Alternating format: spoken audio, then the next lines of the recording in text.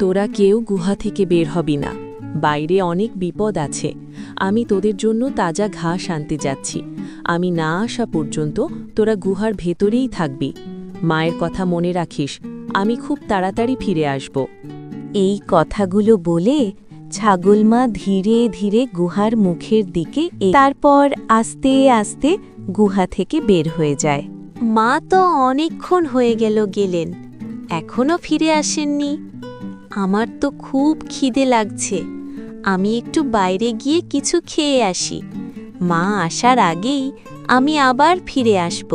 যাসনে বোন, যাসনে, মা মানা করে গেছে, বাইরে অনেক বিপদ আছে। তোর বোন কোথায় গেছে? আমি তো মানা করে গিয়েছিলাম। বাইরে কি ভয়ঙ্কর বিপদ জানিস? আশেপাশে বাঘ ঘুরছে, ওকে যদি বাঘ ধরে নিয়ে যায় আমি তখন কি করব? ছোট ছাগলছানাটি ধীরে ধীরে গুহা থেকে বেরিয়ে যায়। একাই হাঁটতে থাকে চারদিকে। অনেক খুঁজেও কোথাও ঘাস পায় না। ছোট ছাগলছানাটি একা একা হেঁটে হেঁটে একটি ছোট খোলা জায়গায় পৌঁছায়। সেখানে সে তাজা ঘাস খুঁজে পায় এবং খেতে শুরু করে। সবকিছু শান্ত মনে হলেও আশেপাশের বনটা এখনও নীরব এবং বিপজ্জনক।